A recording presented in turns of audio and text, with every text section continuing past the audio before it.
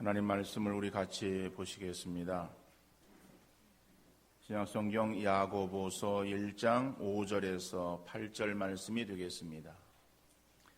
제가 읽어드리겠습니다. 너희 중에 누구든지 지혜가 부족하거든 모든 사람에게 후히 주시고 꾸짖지 아니하시는 하나님께 구하라. 그리하면 주시리라. 오직 믿음으로 구하고 조금도 의심하지 말라.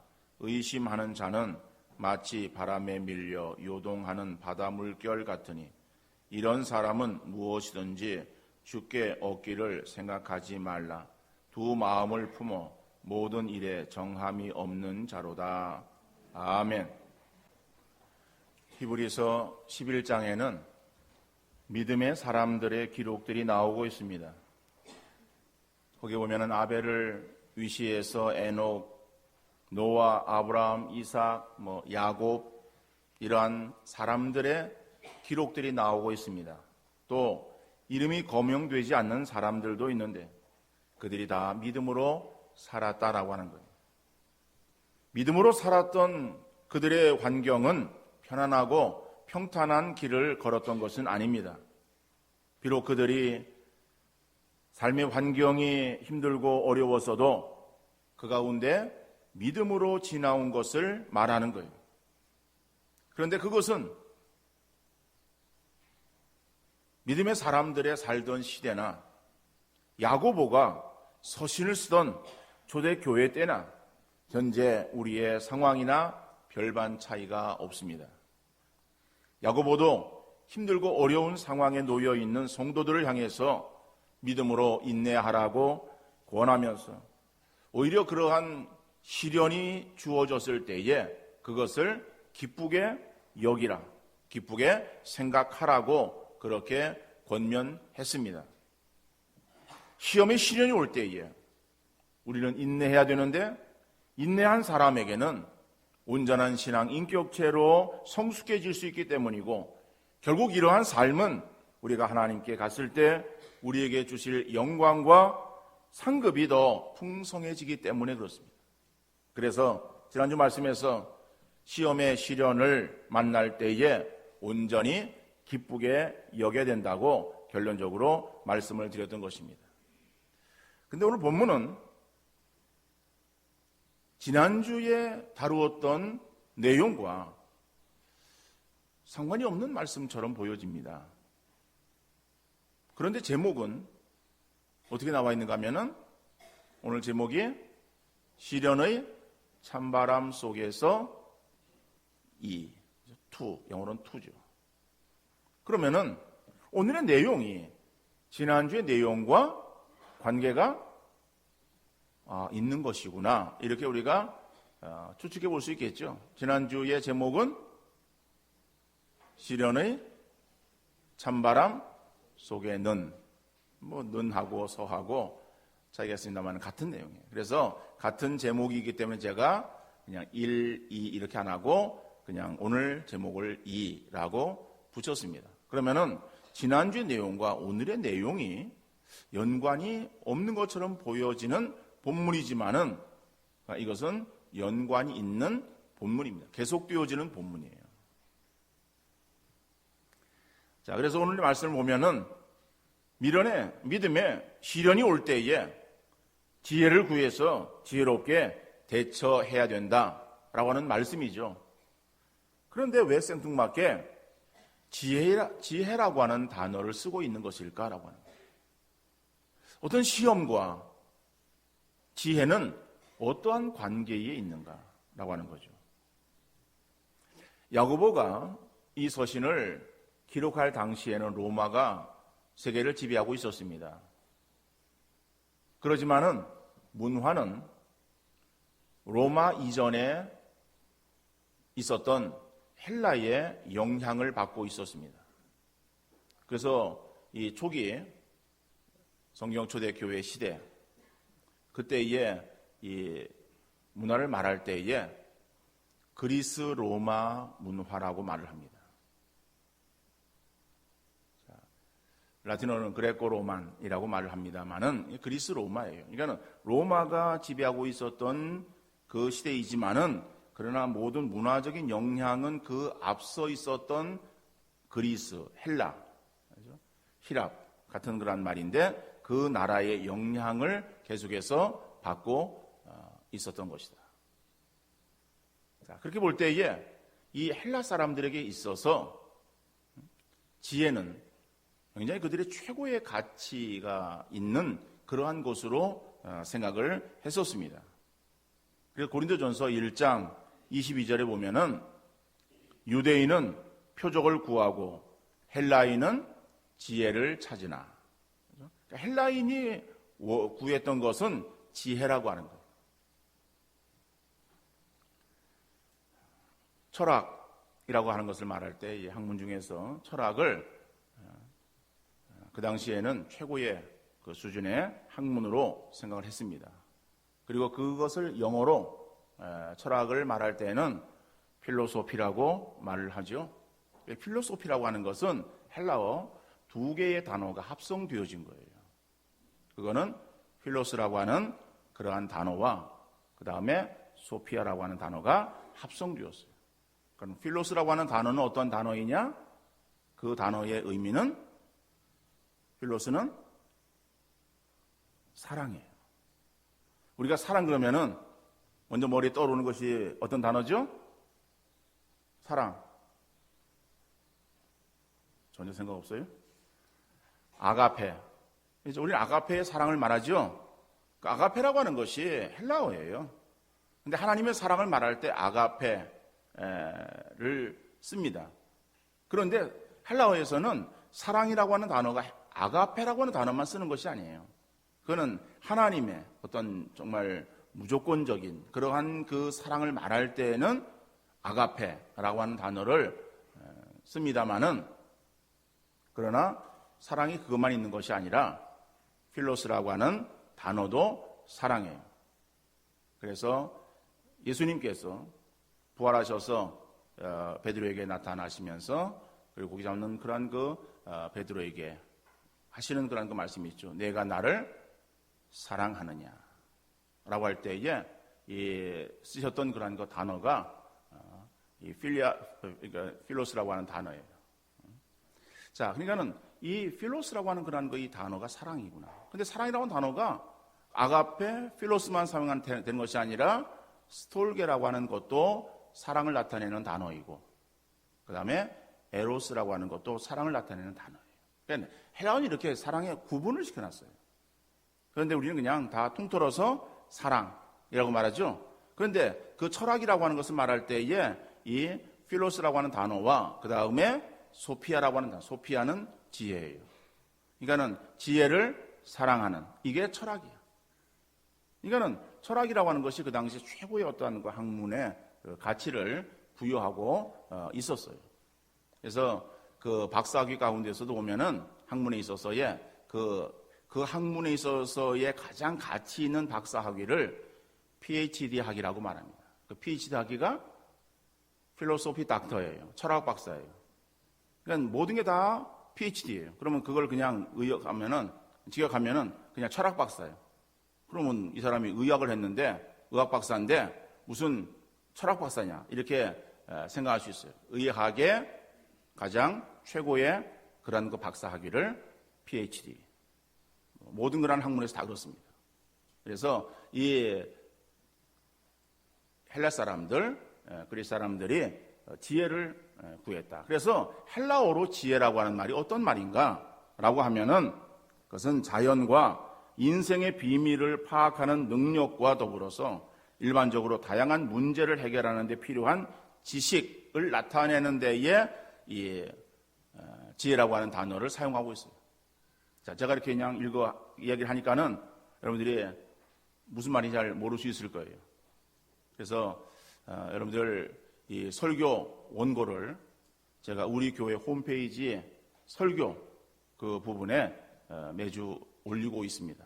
그래서 작년에도 이렇게 올리다가 또 거의 말쯤 가서는 그냥 이렇게 잘 올리지 못하고 그런 적도 있습니다만은 다시 새로운 마음으로 열심히 올리고 있습니다. 여러분들 그 교회 홈페이지 이용하면서 설교 그 본문을 클릭해서 보면은 전문이 그대로 나와 있습니다.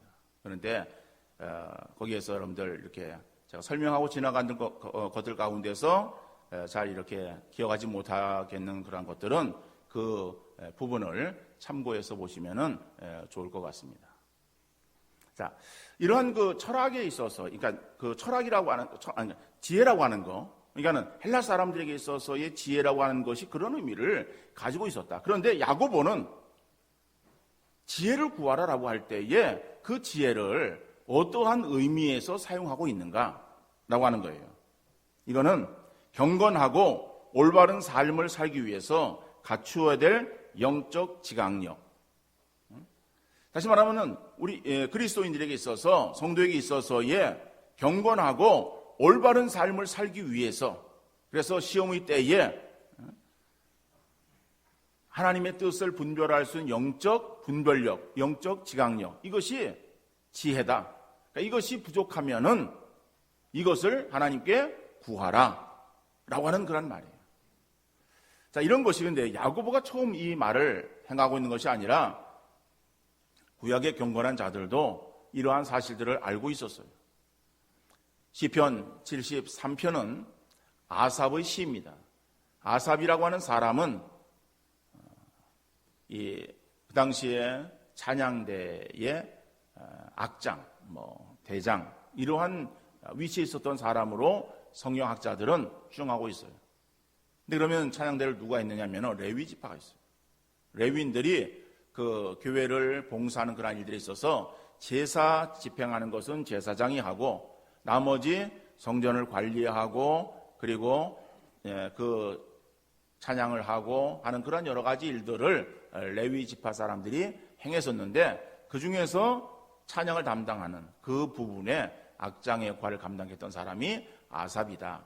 이렇게 성경학자는 보고 있습니다. 그러면 이 아삽은 경건한 사람이에요. 신앙이 좋은 사람이에요. 신앙이 좋은 사람인데, 그런데 이 아삽이 자기 주변을 둘러봅니다. 둘러보다가 그만 실족하고 말았어요. 시험에 들었어요. 그 이유가 무엇인가 하면은 악인들, 하나님을 향해서 잘 섬기지 않고 악한 일을 행하는 그 악인들의 삶을 보니까는 그 악인들은 잘 되어지는 거예요. 그런데 의인, 하나님을 섬기는 하나님의 백성들은 어려움을 당하는 거예요. 도대체 하나님이 살아계신데 왜 하나님의 사람들, 하나님의 백성들에게 있어서 이렇게 어려움이 오고, 오히려 하나님을 잘 섬기지 않는, 하나님을 대적하는 그러한 무리들은 오히려 잘 되어지는가? 라고 하는 것을 가지고 생각할 때에 그 문제 앞에 그는 스스로 실족했어요. 그래서 고민에 빠집니다. 시편 73편 16절 17절 말씀 보니까는 내가 어쩌면 이를 알까 하여 생각한 즉 그것이 내게 심한 고통이 되었더니, 자, 내가 어쩌면 이를 알까 하여, 그러니까는 주어지는 그런 상황이에요. 지금 의인들에게 있어서 삶의 고통이 오고, 그리고 악인들이 잘 되어지는 그러한 일들, 왜 도대체 어떻게 해서 이런 일들이 일어날까라고 그 문제에 대해서 깊이 고민하는 거예요. 갈등하고 번민하는 거예요. 그 문제를 깊이 생각해 보는 거예요. 그러니까 생각해 보았는데 오히려 그것이 내게 고통이 되었다라고 하는 거예요. 왜 이런 문제가 주어질까라고 하는 거 생각할 때니까는 문제가 풀리지 않고 오히려 막 그냥 더 큰 번민함에 빠지게 되었다라고 하는 그런 의미겠죠. 자, 그런데 하나님의 성소에 들어갈 때야 그들의 종말을 내가 깨달았나이다. 그러니까 내가 그 문제를 가지고 도대체 왜 세상이 이런가? 라고 생각하면서 그 문제 자체를 바라볼 때에 문제의 어떠한 해답이 떠오르거나 해결책이 보이는 것이 아니라 오히려 내가 더 큰 번민함에 빠지게 되었다. 그런데 그 문제를 가지고 하나님의 성소에 들어갈 때야, 하나님의 성소에 제사를 드리고 기도하러 올라가는 거예요. 그러니까 기도할 때에, 그럴 때 하나님께서 내게 깨닫게 하시는 지혜를 허락해 주셨다. 그래서 내가 그 하나님의 뜻을 인지하고 그리고 하나님의 그러한 그 역사하심에 대한 분별력을 갖게 되어지니까는 그리고 하나님께서 이렇게 해서 이러한 일들이 우리에게 일어나게 하셨구나 라고 하는 것을 결국에 깨닫게 되었고, 그러므로 인해서 그 악인들의 모습들이 지금은 잘 되어지는 것 같지만은 그러나 그 흥황함이 잠시 잠깐뿐이요 어찌 그리 졸지에 황폐되었는고. 어찌 그리 졸지에 황폐되었는고라고 하는 그 말은 개역성경, 우리가 이전 성경의 개역성경에서 그렇게 기록하고 있는 말씀. 그런데 우리 개정판 성경에는 황급히 이런 말로 쓰고 있는 것 같아요. 그 바뀌어지는 그 번역에는. 그리고 정말 내가 그들의 그 마지막 결국을 내가 보게 되어지는데, 그래서 결국 그들의 결국이 내가 어떻게 되어지는지를 깨달았다라고 하는 거예요. 근데 오늘 우리 개정 성경에서는 그들의 종말을 내가 깨달았나이다라고 하는 거예요. 그래서 그 종말이 어찌 그리 졸지에 황폐되었는가 라고 이렇게 표현하고 있어요. 그러면서 이 아삽은 뭐라고 고백하는가 하면은 시편 73편 25절에 하늘에서는 주 외에 누가 내게 있으리요 땅에서는 주밖에 내가 사모할 자 없나이다. 악인의 흥망이 잠깐 동안이고 결국 그들은 파멸에 던져지는 신세가 되어버리는 것인데, 내가 내 눈앞에서 이루어지는 잠깐 동안의 그러한 일로 인해서 마음이 심하게 흔들렸으니 나는 짐승처럼 지혜롭지 못하고 우매무지하였다라고 고백하면서, 그래서 그 주어지는 상황 그것만을 가지고 판단하는 것이 아니라 이래 역사를 주관하시니가 하나님이시고 그 하나님이 내게 있어서 하늘과 땅에 하나님밖에 없고, 그리고 시편 73편 마지막 31절인가의 말씀 보면은 하나님께 가까이 함이 내게 복이라 라고 고백하는 거예요. 여러분, 이러한 지혜를 말하는 거예요. 그러한 지혜가 없을 때에 인간의 눈으로, 사람의 어떠한 그러한 판단으로 우리에게 주어지는 그러한 일들을 바라볼 때에 우리는 그 일이 왜 그렇게 되어지는지를 알지 못하는 거예요. 그것은 마치 우매무지한 짐승처럼 지혜롭지 못한 그러한 그 모습이에요. 여러분, 그러한 그 모습으로 우리가 문제 해결을 얻을 수 없고, 그리고 우리는 그때에 그저 겨우 할 수 있는 기도가 무엇인가 하면은 하나님, 내게서 이 고통이 빨리 지나가게 하옵소서라고 하는 기도만 드릴 수밖에 없는 거예요. 여러분, 우리에게 있어서의 어떠한 고통이 주어지는 것, 하나님께서 우리에게 아무런 의미 없이 고통을 주시는 하나님은 아니십니다. 나를 너무나 잘 알고 계시는 하나님, 나의 아버지 되시는 하나님이에요. 그 하나님께서 내게 그러한 그 시험을 주실 때에 그 시험을 통해서 하나님은 무엇인가를 깨닫고 어떤 영적인 분별력을 가지고 그리고 하나님께로 향하는 그런 우리의 믿음의 자세가 더욱더 견고해지기를 원하시는데, 그런 것은 나중에 놓고 단지 그냥 내 코가 적절하고 내 앞에 있는 문제 이것만 어려우니까는 하나님 이것만 빨리 지나게 해주세요 라고 기도했을 때에 우리의 그 문제가 해결되어지고 나면은 우리 남는 것이 무엇인가? 아무것도 없는 것이다. 그러면은 그 인생은요 의미 없는 인생이 되어버리고 마는 거예요. 단지 우리가 고통 가운데에 그것만 우리가 바둥바둥거리면서 그것 해결되어지기만을 위해서 기도하는 것이 아니라 그 문제를 통해서 하나님께서 내게 원하시는 뜻이 무엇이고 여기 하나님의 어떠한 그런 역사하심이 있는가를 분별할 수 있는 영적 지강, 이거를 우리 위해서 기도하는 우리 모든 성도님들 되어질 수 있기를 간절히 바랍니다. 그래서 그러한 지혜를 얻기 위해서는 어떻게 하라? 하나님께 구하라 라고 말씀하고 있어요. 여러분, 지혜를 얻기 위해서 하나님 앞에 기도해야 되는데 우리가 기도해야 되는 대상은 어떠한 분이신가? 후히 주시고 꾸짖지 아니하시는 분이시다. 그래요. 하나님은 우리에게 있어서 후히 주시고 꾸짖지 아니하시는 거예요. 후히 주신다라고 하는 것은 관대하게 아낌없이 준다라고 하는 그러한 의미의 말이에요. 하나님 우리에게 있어서 넘치도록 풍성하게 주시는 하나님이시고 꾸짖지 아니하신다. 꾸짖는다라고 하는 것은 비난하다, 책망하다, 나무라다 그런 말이 있어요. 하나님은 자기의 부족함을 깨닫고 시험을 이기기 위해서 지혜를 구할 때에 결코 구하는 그러한 사람들을 비난하시거나 책망하시는 하나님이 아니에요. 사람들은 그럴 수 있어요.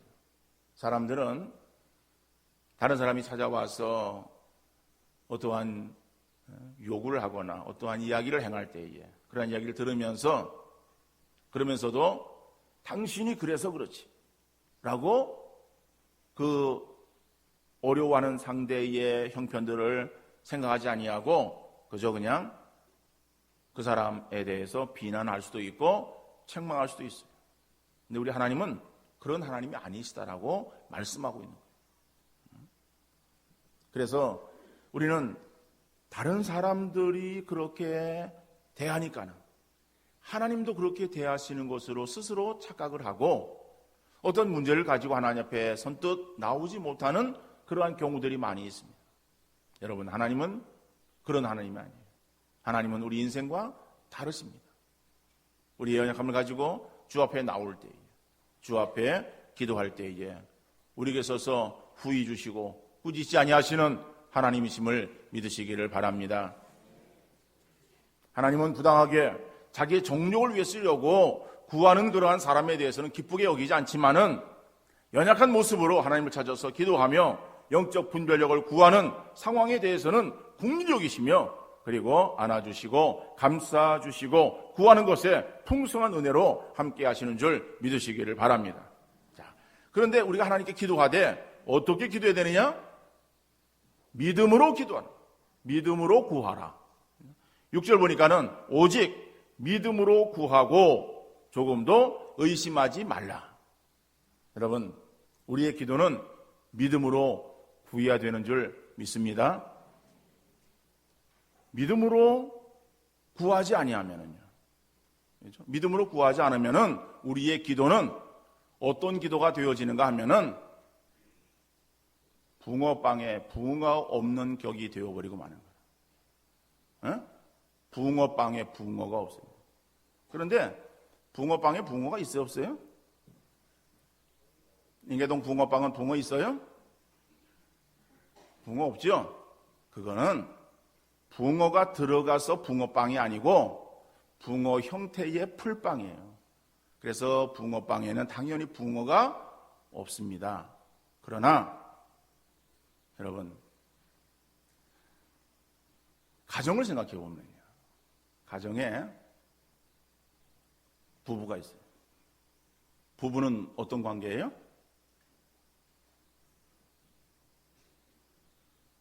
결혼 안 한 사람들 말고 결혼한 사람만. 부부는 어떤 관계예요? 잘 몰라요?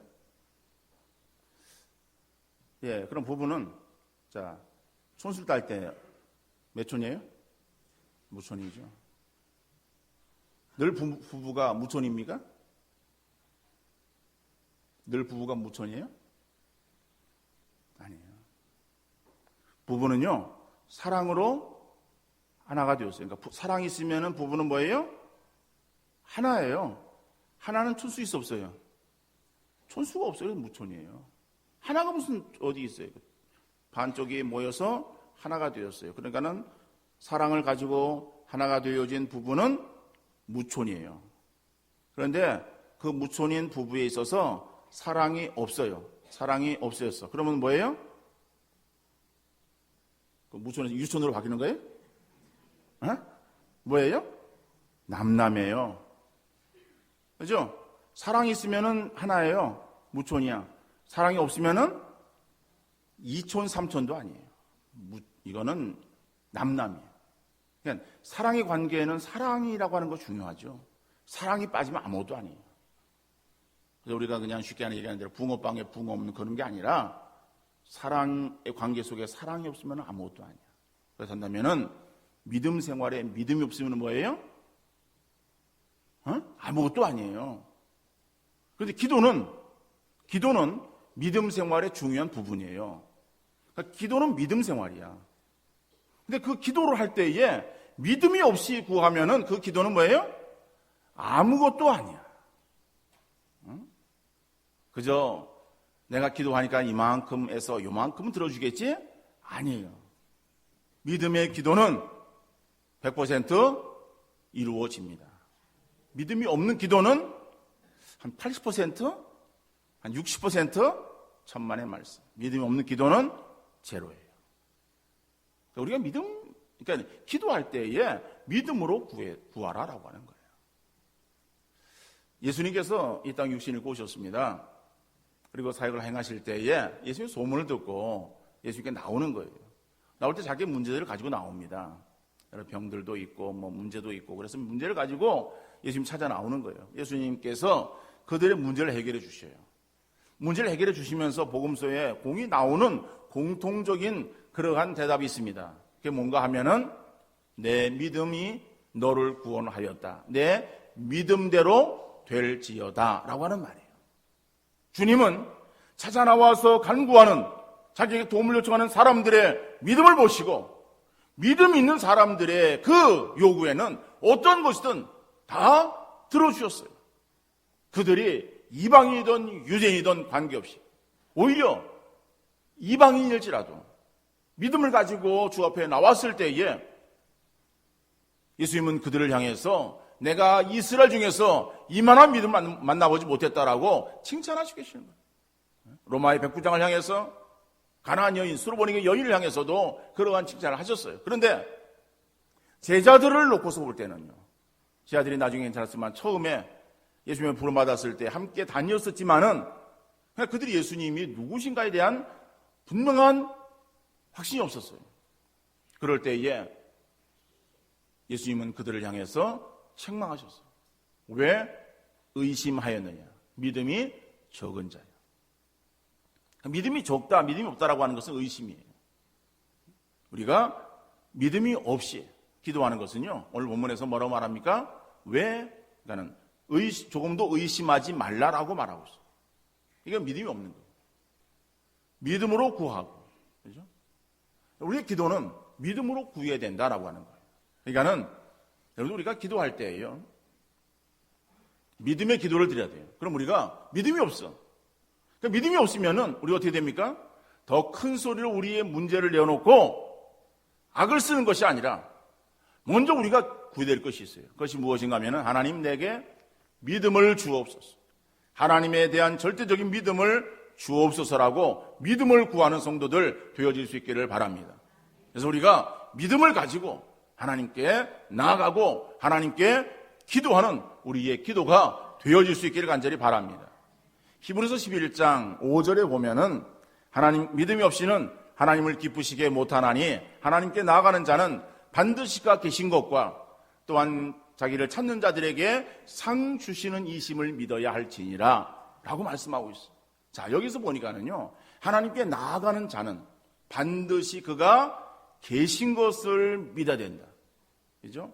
하나님 반드시 계신 것을 믿는 그러한 그 사람만이 믿음으로 하나님 앞에 나갈 수 있고 하나님께 기도할 수 있는 줄 믿습니다. 그러한 기도에 하나님께서 응답하시는 거예요. 근데 하나님에 대한 그러한 어떠한 이 믿음을 갖지 못하고 그저 어떤 믿음의 흉내만 내서는 아무런 의미가 없는 것이다. 우리 성도들에게 있어서의 능력이 무엇인가 하면 경건의 능력이에요.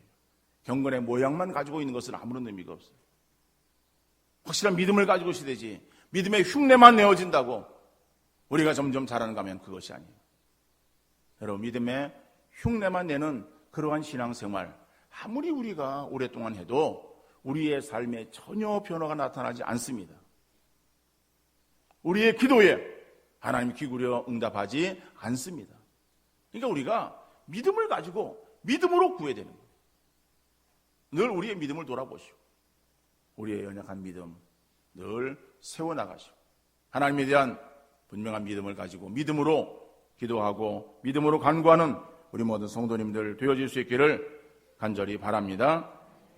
불확실한 믿음을 가지고 말만 많이 한다고 하나님이 들어주실 것이라고 착각해서는 안 돼요. 그래서 6절 중반 이하의 말씀 보면은 의심하는 자는 마치 바람에 밀려 요동하는 바닷물결 같으니 이런 사람은 무엇이든지 주께 얻기를 생각하지 말라. 두 마음을 품어 모든 일에 정함이 없는 자로다. 의심하는 자, 누구의 믿음이 없는 자예요. 믿음이 없는 자는 마치 바람에 밀려 요동하는 바닷물결 같으니 이런 사람은 무엇이든지 주께 얻기를 생각하지 말라. 주님께 얻으려고 하면, 우리의 구하는 것에 응답을 받으려고 하면 믿음으로 간구된다. 우리가 믿음이 없이, 그래서 믿음이 있는 척 하는 것 하나님 다 아세요. 사람은 모를 수 있어요. 사람은 그저 겉모습만 보고서 다른 사람 판단할 때에 저 사람 믿음이 있는 것 같구나. 우리는 그렇게 추측할 뿐이지 그 믿음이 있고 없고는 하나님만이 아시는데 본인도 알아요. 그러니까 내가 믿음이 있다 없다 생각할 때에 믿음이 없으면 하나님 앞에 솔직하게 자백하는 거예요. 하나님, 내가 믿음이 없습니다. 하나님, 나의 믿음 없음을 도와주옵소서. 그리고 믿음을 갖게 하옵소서. 내 믿음이 더욱더 큰 믿음 되게 하옵소서. 주님에 대한 확실한 믿음을 가지고 주께 나갈 수 있는 내가 되게 하옵소서. 기도하는 우리 모든 성도님들 되어주시고, 그래서 믿음 없이 우리가 말만 많이 한다고 해가지고 하나님께서 들으시는 하나님 결코 아니시다. 하나님께서 우리를 연단하시고 훈련하시기 위해서 주시는 여러 가지 시련이 있습니다. 영적 지혜를 가지고 분별하지 않으면 쉽게 포기하고 주저앉을 수밖에 없습니다. 그러므로 그럴 때에 우리가 하나님 앞에 더욱더 기도함으로 단지 그 문제가 해결되어지기만을 구하는 것이 아니라 하나님의 뜻을 물으며 영적 지혜를 구할 수 있는 우리 모든 성도님들 되어질 수 있기를 간절히 바랍니다. 그래서 그 시련이 끝날 때에는 우리의 믿음이 더욱더 온전해질 수 있기를 간절히 바랍니다. 왜요? 그 믿음이 온전해질 때에 그 온전해지는 것으로 인해서 우리가 하나님의 상급받을 수 있고 우리가 하나님 앞에 인정받는 그런 자가 되어질 수 있기 때문에 그렇습니다. 그래서 우리가 욥이라고 하는 사람을 생각해 보면은 욥은 어떠한 사람인가 하면은 욥기 1장에 보니까는 욥은 신앙이 좋은 사람이었어요. 그 신앙이 좋은 것을 하나님이 인정하십니다. 천상세계에 그러한 모든 천사들과 사단이 있는 그러한 가운데서 너희가 내 종 욥을 유의하여 보았느냐? 이 세상에서 욥만큼 신앙생활 잘하는 사람이 어디 있느냐? 라고 욥을 자랑했던 그 대상이 욥이에요. 그런데 사단이 그를 미혹하죠. 그래서 그 있는 것을 다 빼앗습니다. 자, 계속해서 어려움 가운데 지나게 됩니다. 그런데요, 욥기 42장 욥기 마지막이에요. 1장에서 욥의 이제 고난이 시작되어지고 42장까지 지나옵니다. 욥기 42장 5절에 욥은 결론적으로 이런 고백을 합니다. 내가 주께 대하여 귀로 듣기만 하였사오나 이제는 눈으로 주를 배움나이다. 여러분, 지금까지는 내가 귀로만 내가 들었다. 그런데 이제는 눈으로 내가 주님을 배웁는다. 여러분, 라디오 방송을 들으면은 잘 이해가 안 되어지죠? 그런데 텔레비전을 보면 어때요? 이해가 쉽죠? 듣는 것만으로는 우리가 잘 부족해요. 그런데 눈으로 보면은 더 분명하게 알 수 있어요. 욥의 신앙이 좋았어요. 욥의 신앙이 좋았지만은 그러나 그 욥이 내가 귀로만 들었어, 하나님에 대해서. 근데 이제는 눈으로 주님을 배우는 것처럼 분명한 그러한 더 믿음에 더 업그레이드 되어진, 더 성장하고 성숙되어진 그러한 단계에 이르게 되었다라고 하는 것을 고백하고 있습니다. 여러분, 하나님께서는 우리에게 있어서 주어지는 그러한 어떠한 시련, 그죠? 시련의 찬바람이 우리에게 불 때에 단지 웅크리고 앉아서 그 고통이 내게 빨리 지나가기만을 구하는 것이 아니라 그 시련의 찬바람 속에서 하나님 앞에 기도하는 여러분들 되시고 영적 지혜를 구하는 성도님들 되어질 수 있기를 간절히 바랍니다. 그래서 주시는 그런 영적 지혜로 우리가 분별력을 가지고 하나님의 뜻을 더욱더 우리가 알아서 그 하나님의 뜻을 이루어드리고 그러므로 인해서 우리의 신앙은 더욱더 한층 더 성장하고 성숙해졌어. 그리고 하나님 보시기에 더욱더 아름다운 신앙의 사람으로 변모되어지는 아름다운 역사 우리 가운데 있어질 수 있기를 주님 이름으로 축원합니다.